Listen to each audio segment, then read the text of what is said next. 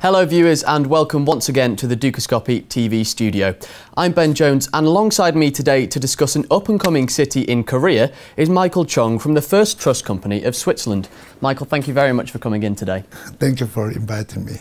So if we can begin by discussing the city itself, Midan city is what it's called. Can you explain a bit to our viewers about what is there at the moment and what the aim of the city is? Yes, actually Medan is focused on the modern city, and it's 24th century we focus on that, which means advanced technology, including medical concept as well as infotech concept.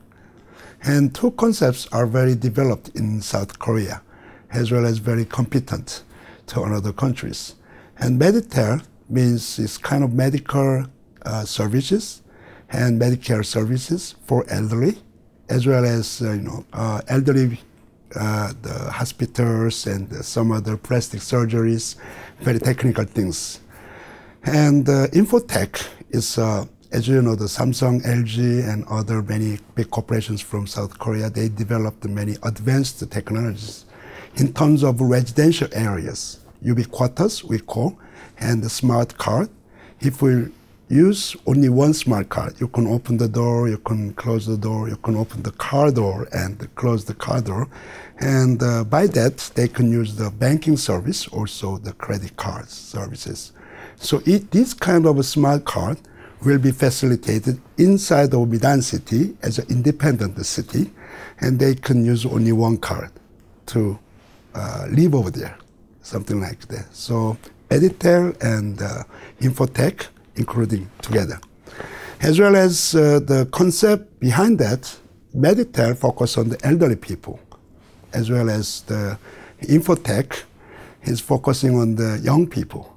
So young generation as well as elderly living together, and that is close to the Incheon International Airport. 200 million people every day transit everywhere in the Asia, from the Europe, from the America. And they can stop by because 15 kilometers from the Midan city, and they can take the monorail from airport, and then they can stop by 1 day, 2 days, and they can shop, they can just watch the city and then enjoy the life. They can do that. So we expect residential population will be 25,000, who are less than the 50,000, as well as the flow. The tourists, we expect about 75,000 per year or less than 100,000, something like that. So Midan city, if I say shortly, is an advanced technology city for the future. Okay, brilliant. And how is your organization involved in this project? Yes, accidentally we involved in that. Honestly, I worked 25 years government projects with the South Korean government as well as other countries' government projects, making not urban development only, but also some kind of a port, new port, shipping areas, industrial zones, or residential area. And always I'm working for the project financing to raise the funds to develop. And I came here to actually return to the university. I want to finish my doctoral degree and then want to return to the university to teach. But Midan city, they already established the infrastructure since 2006. And then they called me and asked me to raise the funds again. So I have a First Trust Company of Switzerland here, and it is licensed by OARG, Accreditation Board of FINMA.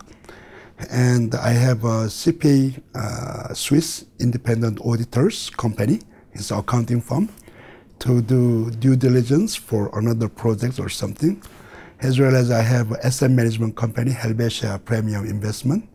So that is a kind of structure we have to raise the funds and develop this kind of urban development city. So I was ready, but I didn't know that, and I want to take some small projects and make a fun to teach my students. Suddenly they call me and then ask me to raise the funds, okay. And then I just feel I'm one of the Korean still, and then I want to die over there. So why not? This is the last chance for me, for my life, for my career. So I just jump in. Fantastic. Yes. And can you list some of the main benefits of the city, possibly for investors, some of the main benefits? Yes. And also you mentioned it's near the international airport. How key is the location as well? Yes, that is very, very important. Incheon International Airport is on the same island with Midan. It's a Yeongjong Island, we call. And that is it's an entrance gate of to the Seoul and to the South Korea, actually.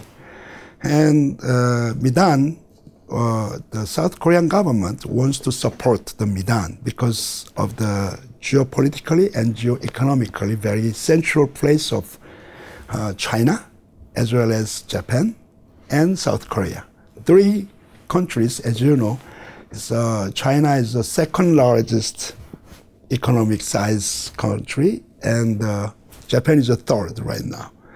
And South Korea is the seventh or eighth, something like that. So three middle classes are over 300 million people.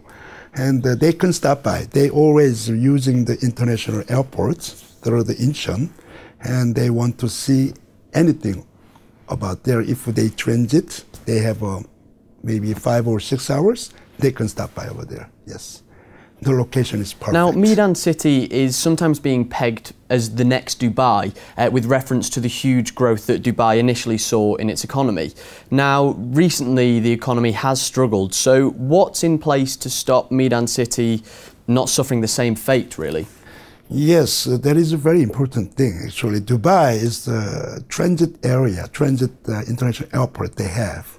So they can stop by and they can shop and they can enjoy their tourism or tourist schedules. But Dubai, the problem was less of residentials. And then they must stay there. But in the Midan case, it's totally different. Surrounding the Midan and Yeongjong Island, it's about 300 million people. It's a middle class only living over there, and they can fly only 2 or 3 hours. In 2 and 3 hours, they can fly from their country to there, Japan, China, Russia, and South Korea, of course. And then they can enjoy. If they like, they can stay for a week or more than that, and longer than years. And then the Medan is a economic free zone, free trade zone. So the South Korean government focus on the financing as well as distributions and logistics. As you know, shipping companies are right now the number one is South Koreans. And leisure and casino and every kinds of entertainment parks, including theme parks for children. So we can develop that kind of things. And then the 300 million people surrounding there as the middle class, they can stop by anytime to do that. So, you know, I don't believe China will go down, and South Korea also go down, and Japan also simultaneously go down. I don't think so. So the economic size and the population surrounding the Medan is permanently can be grow up. Fantastic. Michael, yes. Thank you very much for coming in and talking to us. Thank you very much for inviting me. Not a problem. And thank you, viewers, for watching. Make sure you stay tuned to Dukascopy TV for more updates and exclusive interviews. But for now, goodbye.